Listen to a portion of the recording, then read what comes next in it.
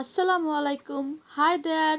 চলে এসেছি আপনাদের জন্য 3 নাম্বার রোজার রেসিপি নিয়ে। আজ তৈরি করে দেখাবো চিকেন শাশলিক। খুবই ইয়াম্মি এই রেসিপিটা, খেতে আর দোকানে দৌড়াদৌড়ি করতে হবে না, ঘরে বসেই আপনারা খুব সহজে এটা তৈরি করতে পারবেন। চলুন তাহলে আমরা দেখে নিই। তবে যাওয়ার আগে আমার চ্যানেলে যারা নতুন এসেছেন বা সাবস্ক্রাইব করেননি তারা প্লিজ ঝটপট সাবস্ক্রাইব করে দিন। এখানে আমি 2টা কালারের ক্যাপসিকাম নিয়েছি। এগুলো থেকে একটা একটা ক্যাপসিকাম আমি কিউব করে কেটে নিব। আমি যতক্ষণে কিউব করে কেটে নিচ্ছি, আপনারা ততক্ষণে চাইলে আমার চ্যানেল সাবস্ক্রাইব করে পাশে থাকা বেল আইকনটা হিট করে দিতে পারেন। এতে আপলোড করা ভিডিওর নোটিফিকেশন সবার আগে আপনাদের কাছে চলে যাবে। সো ভিউয়ার্স, আমি 2টা ক্যাপসিকামই কেটে নিয়েছি। এখন এক সাইডে এটা রেখে দিচ্ছি। চলুন এবার চিকেনটা দেখে নেওয়া যাক। এখানে আমি 300 গ্রাম ব্রেস্ট চিকেন নিয়েছি, কিউব করে মোটা মোটা করে কেটে নিয়েছি। এখন আমি এটা ম্যারিনেট করার জন্য 1 টেবিল চামচ রসুন বাটা, 1 চামচ আদা বাটা, 2 টেবিল চামচ টমেটো সস বা কেচাপ, এবার দিব 1 টেবিল চামচ সয়া সস, 1 চামচ পেপরিকা পাউডার, স্বাদ মতো লবণ,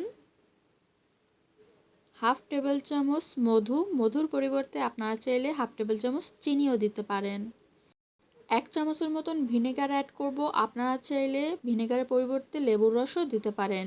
আর দিচ্ছি 1 চামচ সাদা গোলমরিচের গুঁড়া। এখন আমি মাংসটা ভালো করে ম্যারিনেট করে নিব। মাংস ম্যারিনেট করা হয়ে গেছে। এখন আমি আধা ঘন্টা এটাকে নর্মাল ফ্রিজে রেখে রেস্টে রাখবো। ভিউয়ার্স, আধা ঘন্টা পর ফিরে আসলাম। আমি শাসলিকের কাঠিগুলো ভিজিয়ে রেখেছিলাম আধা ঘন্টা। এবার আমি পানি থেকে তুলে নিচ্ছি। এখন মেরিনেট করা মাংসের মধ্যে ক্যাপসিকাম আর একটা স্লাইস করা গাজর আর কিছু পেঁয়াজ ফালি আমি অ্যাড করে ভালোভাবে মশলার সাথে মেখে নিব। এখানে গাজর আর পেঁয়াজ বা ক্যাপসিকামের কোনো পরিমাণ নেই, আপনাদের যতটুকু প্রয়োজন আপনারা ততটুকুই নেবেন।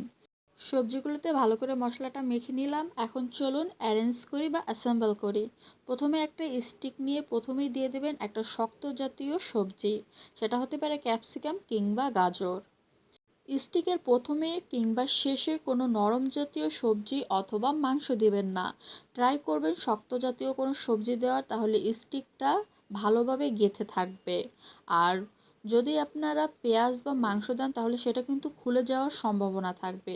এর জন্য ট্রাই করবেন প্রতিটা স্টিকের প্রথমে এবং শেষে শক্ত কোনো সবজি দিয়ে আটকে দেওয়ার। সো এভাবে আমি একটা সবজি, মাংস, তারপরে আবারও সবজি এভাবে করে অ্যাসেম্বল করে নিচ্ছি। একটা স্টিক আপনি কিভাবে গাঁথবেন সেটা পুরোপুরি আপনার উপর নির্ভর করে, তাই অবশ্যই আপনার পছন্দ মতন আপনি একটি স্টিক রেডি করে নেবেন।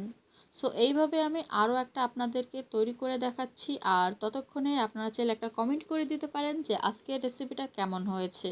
আর ফ্যামিলি ফ্রেন্ডের সাথে তো অবশ্যই শেয়ার করবেন, যাতে তারাও এই অ্যামেজিং রেসিপিটা খুব সহজে শিখে নিতে পারে। মাংসের যে লেফটোভার গ্রেভিটা রয়ে গেছে মশলার, তাতে আমি 1 টেবিল চামচ সয়াবিন তেল দিয়ে ভালো করে মিক্স করে নিচ্ছি। সাসলিকটা তৈরি করার সময় এটা কিন্তু ব্রাশ করে দিতে হবে। এখন আমি 2 টেবিল চামচ সয়াবিন তেল দিলাম একটা ফ্রাই প্যানে।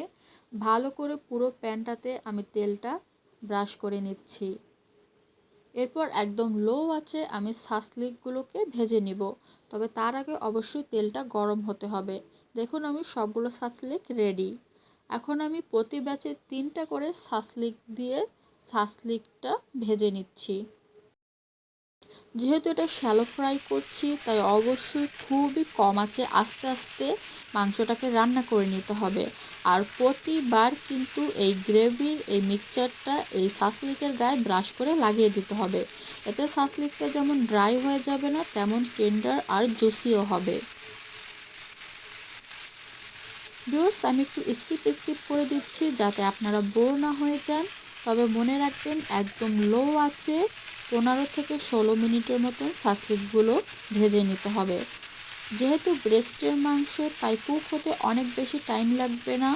আর এটা যাতে একদম ড্রাই না হয়ে যায় তার জন্য কিন্তু 2 থেকে 3 বার তেল আর মশলার ওই মিশ্রণটা আপনারা ব্রাশ করে দিবেন। ভিউয়ার্স, আমার সাসলিকগুলো রেডি, এখন আমি তুলে নিচ্ছি। সো আপনারা চাইলে পরোটা কিংবা নান রুটি অথবা এভাবে আমার মতন পাউরুটি দিয়েও এটাকে সার্ভ করতে পারেন। বাসায় অবশ্যই ইফতারিতে এটা ট্রাই করবেন। এতে রয়েছে অনেক অনেক প্রোটিন, আর যেহেতু সবজিও রয়েছে তাই বাচ্চাদের জন্য কিন্তু খুবই উপকারী। তাই বাহির থেকে আর সাসলিক না কিনে ঘরেই তৈরি করুন। থ্যাংক ইউ সো মাচ ফুল ভিডিওটা দেখার জন্য। ভালো লাগলে লাইক, শেয়ার, কমেন্ট করবেন। সবার রোজা ভালো কাটুক, সুস্থ সবলভাবে সবাই রোজা রাখুন। আজ আসি, ইনশাল্লাহ নেক্সট কোনো ভিডিওতে দেখা হবে। সুস্থ থাকবেন, ভালো থাকবেন। আল্লাহ হাফেজ।